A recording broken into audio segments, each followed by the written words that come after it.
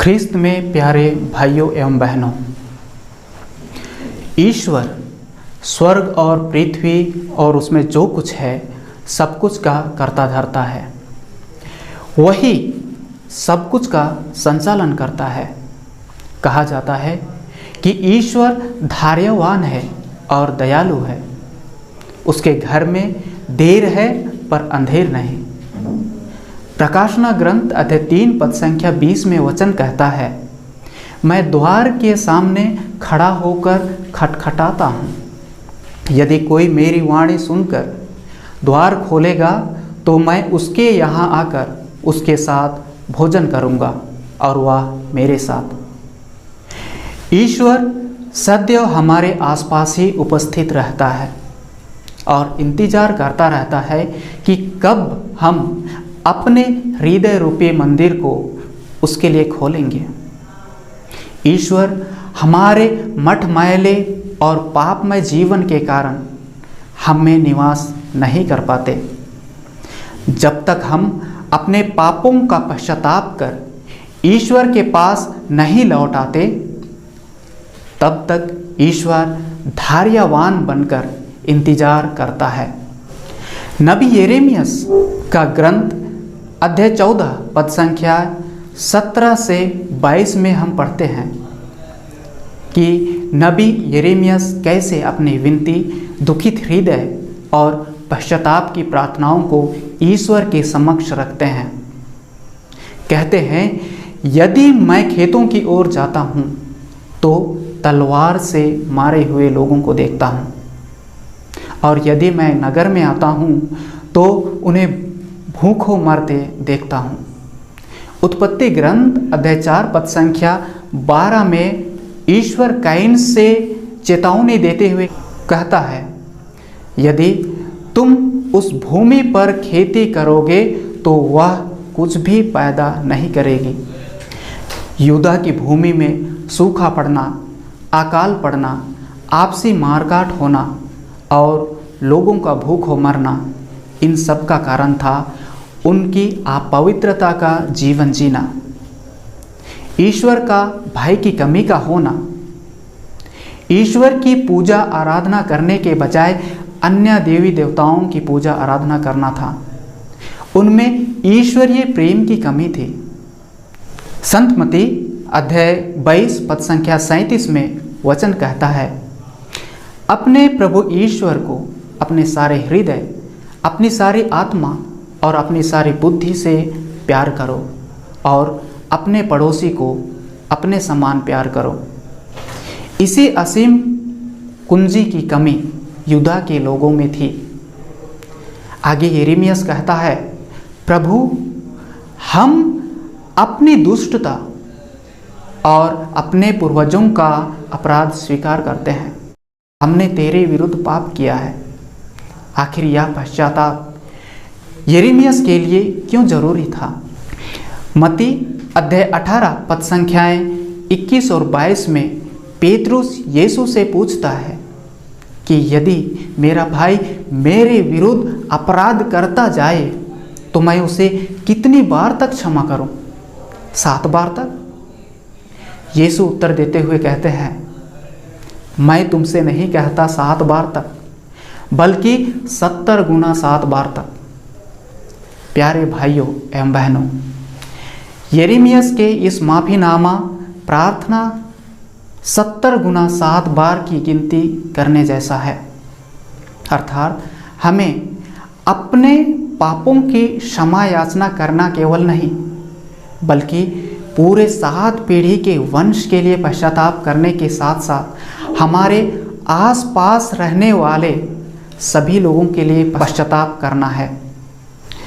तभी हमें कोई स्वार्थ नहीं होगा और ईश्वर उसी तरह स्वागत करेगा जिस तरह संत लूकस अध्याय 15 पद संख्या 20 में वचन कहता है, पिता अपने पुत्र को आते देखा और दौड़ कर गया, दया से द्रवित होकर पुत्र को अपने बाहों में ले लिया और चुंबन किया। तब ईश्वरीय प्रेम, आशीष और संपन्नता हमारे बीच निवास करेगा। यही धर्म, कर्तव्य और जिम्मेदारी एक बेटे की है, एक पिता की है, एक नबी की और एक पुरोहित की है। हमारे जीवन में हम कैसे बोते हैं वैसे फल भी पाते हैं। संत मत्ती अध्याय 13 पद संख्याएं 36 से 43 में सुसमाचार बताता है कि अंतिम न्याय के दिन हमें अपने अच्छे और बुरे कर्मों का फल दिया जाएगा। और यदि हमारी कमजोरियां, हमारे पाप हमारे न्याय के विरुद्ध होगी, तब नबी यिर्मयाह जैसे अभिषिक्त पुरोहित का हम सबों के लिए की गई पश्चाताप की प्रार्थना हमें न्याय दिलाएगा, क्योंकि ईश्वर द्वारा चुने हुए और अभिषिक्त किए गए पुरोहित को स्वर्ग राज्य का द्वार खोलने की कुंजी दिया गया है। ईश्वर की प्रजा को स्वर्ग धाम तक पहुंचाना और उनकी जिम्मेदारियों और कर्तव्यों का सबसे बड़ा वरदान और बुलाहट एक अभिषिक्त पुरोहित को मिला है, क्योंकि ईश्वर ने संसार से इतना प्यार किया कि उसने संसार के लिए अपने इकलौते पुत्र को दे दिया। और पुत्र ने संसार के लोगों से इतना प्यार किया कि उसने सब लोगों के लिए पापों का पश्चाताप कर अपने आप को पवित्र क्रूस पर बलिदान चढ़ाकर पिता को अपना जीवन समर्पित किया। इसी जिम्मेदारी और कर्तव्य को एक पुरोहित को निभाना और पूर्णता तक पहुंचाना है। मैं आप लोगों के समक्ष कुछ उदाहरण रखना चाहता हूं। पहला है पश्चाताप करके फल की प्राप्ति। हम उड़ाऊ पुत्र के दृष्टांत में देखते हैं। संत लूकस अध्याय 15 पद संख्याएं 11 से 32 तक। उड़ाऊ पुत्र अपने पापों का पश्चाताप करके अपने पिता के पास वापस आता है और कहता है, पिता, मैंने ईश्वर के विरुद्ध और आपके विरुद्ध पाप किया है। मुझे अपने घर में नौकरों के समान एक रख लीजिए। और उसका पश्चाताप उन्हें अपने पिता के शरण में रखा और उसे सुख शांति प्रदान किया। दूसरा, मध्यस्थ प्रार्थना एवं पश्चाताप कर फल की प्राप्ति को पाना। संत मोनिका के जीवन में हम देखते हैं उसके खुद के पति और उसके पुत्र अगस्टिन कितने पापमय जीवन जी रहे थे और उनके लिए लगातार मोनिका प्रार्थना करती रही। लगभग अपने जीवन के 25 वर्ष उन्होंने उनके मन परिवर्तन और उनके पापों की क्षमा के लिए ईश्वर से प्रार्थना करते रहे। और फल देखो कि उसके पति अपने पापों का पश्चाताप करके यीशु ख्रीस्त में बपतिस्मा प्राप्त कर शांतिपूर्ण मृत्यु को ग्रहण किया। और उसके पुत्र अगस्टिन वह एक पुरोहित बने और आज उन्हें कलीसिया के सब लोग जानते हैं कि वह एक संत हैं और वह कलीसिया के डॉक्टर कहे जाते हैं। तीसरा, विश्वास में अटूट रहकर फल की प्राप्ति करना। इसमें हम विश्वासियों के पिता कहे जाने वाले अब्राहम या कहें इब्राहिम को देखते हैं। यह सदैव ईश्वर में विश्वास किया और ईश्वर द्वारा प्रतिज्ञा किए गए सब वरदानों को प्राप्त किया। दूसरा, 2 संतों जोआकिम और अन्ना, वे ईश्वर के विश्वास में अटूट रहे और उसके दिशा निर्देश पर लगातार चलते रहे और उन्हें मरियम जैसे पुत्र मिले और मरियम को सौभाग्य प्राप्त हुआ कि वह ईश्वर की माँ बने।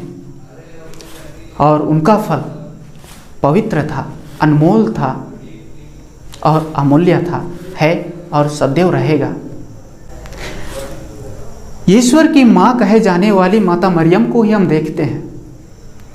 आज से कई साल पहले वह यीशु ख्रिस्त हमारे उद्धारकर्ता को जन्म देने से पहले से लेकर उसके मृत्यु तक दुख सहते रहे, पर उन्होंने अपने विश्वास की दृढ़ता को कभी नहीं खोया। और वह आज सभी लोगों की मां कहलाती है। हर बच्चों के लिए वो मध्यस्थ प्रार्थना करती रहती है कि सब बच्चे उसकी मध्यस्थ प्रार्थना के द्वारा पश्चाताप करें और अपने आप को पवित्र करें और ईश्वर के राज्य में प्रवेश करें और ईश्वरीय सुख शांति को ग्रहण करें। तो आइए हम एक दूसरे के लिए पश्चाताप करें और प्रार्थना करते हुए पवित्र जीवन की ओर अपना कदम बढ़ाएं। आमीन।